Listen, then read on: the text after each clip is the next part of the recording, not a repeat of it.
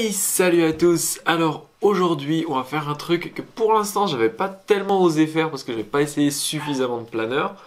Mais aujourd'hui je pense avoir la capacité de juger les planeurs en fonction de mon ressenti avec tous les planeurs que j'ai eus. Et donc je commence cette série de vidéos sur quel est le meilleur planeur actuel. Donc bien sûr ces vidéos vont porter uniquement sur les planeurs que j'ai pu avoir un certain temps en main, parce que c'est pas un planeur que je vais avoir juste essayé à un concours, etc. Pas avec mes réglages, pas avec ma radio, etc. Je vais pas pouvoir donner mon avis là-dessus. Donc ça va être uniquement les planeurs que j'ai eu pendant au moins 1-2 semaines, voire un mois, voire plus. D'accord? Si j'ai pas pu passer au moins 10-15 heures de vol dessus, je donnerai pas mon avis sur le planeur. Donc c'est certes subjectif, mais relativement objectif quand même. Alors aujourd'hui, on attaque tout simplement par mon planeur préféré, le Flitz 2. Donc, comme vous le voyez, il y a plein de critères. D'accord? Et sur chaque critère, on va donner une note sur 10. Donc, le premier, c'est le lancer. Le deuxième, c'est le poids. Ensuite, c'est le handling. Donc, c'est la manœuvrabilité en quelque sorte, comme il est facile à piloter. Ensuite, la qualité, la facilité pour le régler, la facilité pour le monter, la facilité pour le lire en l'air s'il est dans un thermique, dans de la dégueulante, ou un thermique, dans quel sens va le vent, etc. à la hauteur et à l'endroit où il est. Le float, donc c'est-à-dire comme il flotte dans l'air, tout simplement comme il va être capable de se poser dans l'air pour être tout tranquille et pouvoir lire très finement l'air.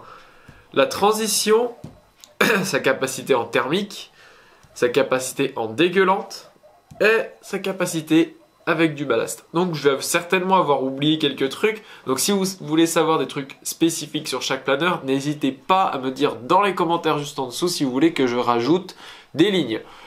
Voilà, donc on va commencer tout de suite donc, avec le lancer pour le Flitz 2. Alors, pour l'instant, le Flitz 2 est le planeur qui, pour moi, se comporte le mieux au lancer. Alors le lancer, je le juge sur quoi? Je le juge pas seulement sur à quelle hauteur il va. Ça va être déjà pendant la rotation, la sensation. Est-ce que le planeur va pas faire des vagues, etc. avec le preset nécessaire pour moi en tout cas. Est-ce qu'il va pas se mettre à faire des vagues? Est-ce qu'il va pas beaucoup traîner? Ensuite, est-ce qu'il va falloir beaucoup de profondeur pour le preset? Est-ce qu'il va falloir des flaps ou pas? Et après, pendant la montée, est-ce qu'il va avoir un joli comportement ou pas? Est-ce qu'il va monter haut ou pas? Est-ce qu'il va traîner ou pas? Toutes ces choses-là. Et la remise à plat au-dessus. Donc il y a tous ces facteurs-là. Et le Flitz 2, il est juste excellent dans toutes ces phases de vol. La rotation, c'est simple, il suit parfaitement le bras. Le preset, il n'y a pas besoin de beaucoup. Les ailerons, ils bougent quasiment pas. J'ai même pas besoin de couvrir les fentes d'aileron parce qu'ils traînent pas. La remise à plat avec le stab en dessous, c'est juste parfait. La montée, on n'en parle même pas, c'est juste parfait. Donc, même si c'est la perfection, je pense qu'il y a des trucs à améliorer. Il snack un tout petit peu. Bon, c'est peut-être dû au câblage qui est fourni avec. Donc pour les empennages. Il snack un tout petit peu, il y a besoin de correction à la dérive.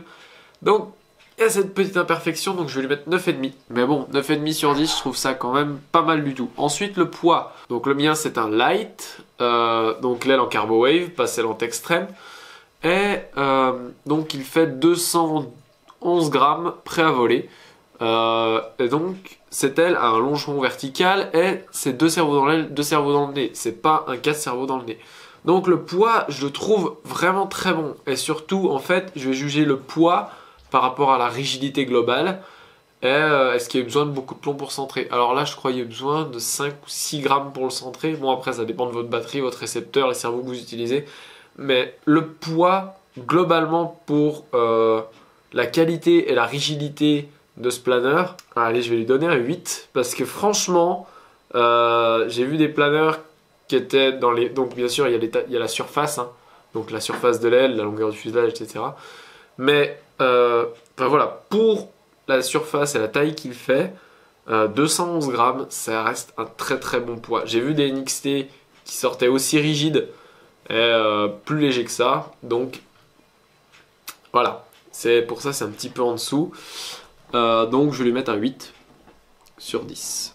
Ensuite, la manœuvrabilité. Donc la manœuvrabilité de ce planeur, franchement, c'est un de ses gros points forts. La manœuvrabilité est juste excellente. Voilà, ça, je pense, il n'y a pas trop grand chose à dire. En gros, il répond bien sur tous les axes et surtout, voilà, une fois le différentiel bien seté, moi, franchement, je le trouve très neutre et vraiment très agréable à piloter. Donc pour ça, bah, je vais lui mettre un 9 parce que voilà, ça le mérite amplement. Donc je commence avec un très bon planeur aussi, hein, donc vous verrez sur des prochains planeurs, éventuellement ces notes seront beaucoup plus basses, je vous le dis d'avance. La qualité. Alors niveau moulage, je sais pas si j'ai déjà vu quelque chose d'aussi beau, hein, je vais être clair avec vous. Donc le NXT est très bon, mais là, quand même, voilà, je peux pas lui donner 10 parce que je pense qu'il y a quelques trucs qui sont améliorables, même si c'est imperceptible comme ça. C'est la qualité du Roacel et ça, il en est pas forcément maître. Donc du coup, ça va pas rendre un état de surface parfaitement, impeccablement lisse à certains endroits. C'est surtout sur les empennages. Sur l'aile, c'est nickel. Il n'y a rien à dire. C'est sur les empennages où il y a 2-3 petits pouillèmes où ça pourrait être mieux. Donc je vais lui mettre un 9,5. J'hésite à mettre 9,8 mais ça ferait trop. Donc 9,5. Allez. Je vais essayer d'aller un peu plus vite. La vidéo commence déjà à être longue. Est-ce qu'il est facile à régler? Oui.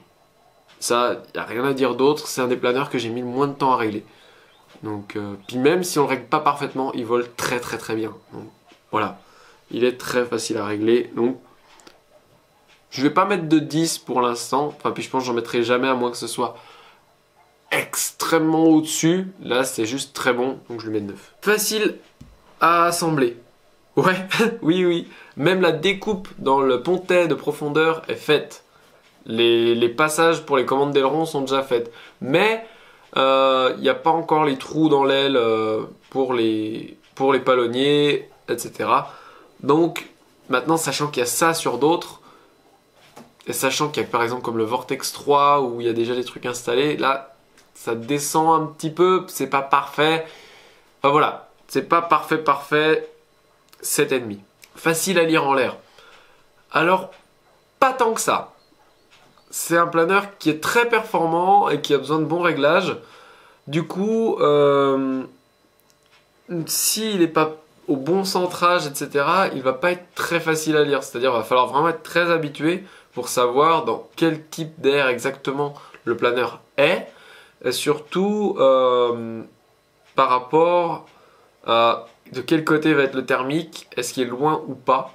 Je le trouve un petit peu plus difficile par exemple qu'un NXT ou qu'un CX4, etc. Je le trouve pas particulièrement facile. Donc là, vous allez peut-être me trouver dur, mais je lui donne un 6,5. Voilà, c'est pour ça que c'est pas le planeur ultime. Hein. Le planeur ultime, il aura 10 partout. Putain, ça, qu'on soit tous d'accord. Et je vous dis bien, pour moi, un planeur qui sera nul aura 0. Il n'aura pas 5. 5, c'est un planeur moyen. D'accord? Donc 6,5, ça reste une bonne note. Hein, c'est pas comme à l'école où quand on a 5, c'est rétamé. Ok? Float, là, je pense qu'on peut approcher du 10. Mais je peux pas lui mettre 10. Parce que sinon, ça voudrait dire qu'il n'y a rien de mieux. Mais remarque, c'est possible. Donc je vais lui mettre 9,8. Parce que franchement, je pense qu'on peut pas faire mieux aujourd'hui. Mais s'il existe mieux, faut que je puisse lui mettre 10. Et je peux pas lui mettre 10 plus. Donc là, je vais mettre 9,8 en float, quoi, le fait de flotter. Et ça, franchement, c'est... Ouais, voilà, c'est son énorme point fort. Autant en lecture, il est un petit peu en dessous des autres. Mais en termes de flotter, il est très au-dessus de, pour l'instant, tout ce que j'ai pu tester. Cruise, donc la transition. Là, j'ai pu comparer donc à deux planeurs qui sont très réputés pour ça, c'est-à-dire le CX4 et le NXT. Et il est tout simplement au-dessus, hein. Il n'y a pas photo. Ouais, je le mettrais, c'est pas la perfection encore, donc je mettrais bien un 9. Donc comme je vous l'ai dit au début, c'est assez subjectif, mais c'est basé sur mon expérience. C'est pour ça que je tiens pas à me justifier pendant 10 minutes à chaque fois que je mets une note, sachant que je vole depuis cet été avec le Flitz. en côte à côte avec le CX4, avec le Flare, avec plein de planeurs. En thermique, alors là, c'est là où c'est assez difficile parce qu'en même temps il est simple, mais en même temps si on fait pas ce qu'il faut, il devient assez compliqué. Donc, malgré tout, il monte très très vite dans le thermique et enfin, une fois qu'il est dedans, il monte quoi. Donc je vais lui mettre un 8. Ouais, je pense 8 c'est la bonne note. Ensuite, dans la dégueulante, là, c'est là où il fait beaucoup plus que les autres parce que il la signale très bien. Ça, c'est-à-dire, enfin, on va pas voir qu'on tombe, mais il va avoir une attitude où on reconnaît, donc il faut y être habitué, c'est pas une lisibilité extrême, mais on reconnaît qu'on est dans de la dégueulante assez facilement. Donc et il va surtout très bien se comporter, il va très bien accélérer. Donc c'est pour ça, là je vais lui mettre un 9,5 en dégueulante, parce que franchement, il se comporte très très bien, il s'en va très vite. Pour l'instant, j'ai pas trouvé mieux. Il est mieux que le CX4, mieux que le Vibe, mieux que le Flare, mieux que tout ce que j'ai eu pour l'instant, donc 9,5. Mieux que le NXT aussi. Et ballast, donc là c'est un light, mais j'ai quand même mis 80 grammes une fois dedans pour voir ce que ça donnait en vol. Donc dans le vent, donc ballast, ça va être plutôt l'aptitude dans le vent. Est-ce qu'il va avoir besoin de beaucoup de poids ou pas? Et en fait, ce qui est très marrant avec ce planeur, c'est que il va pas tellement changer de vitesse, mais par contre, il va garder son énergie beaucoup mieux. Donc avec du ballast dans le vent, en fait, on va toujours pouvoir cercler très lentement, pouvoir vraiment jouer sur le petit truc, mais par contre avoir beaucoup plus d'énergie. Donc un petit piqué va tout de suite lui donner une très très grande finesse. Et ça, franchement, c'est simple, j'ai jamais eu de planeur comme ça non plus. Donc ce planeur est vraiment particulier. Et ça va être encore un autre 9,5, tout simplement. Parce que en plus c'est un light.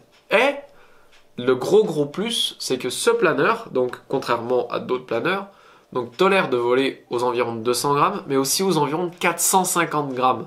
Et ça, je ne connais que très peu de modèles sur le marché capables d'avoir cette amplitude de ballast sans avoir de défauts aux extrêmes limites. Donc, ça, c'est un gros plus pour ce planeur. Donc, c'est pour ça aussi le 9,5.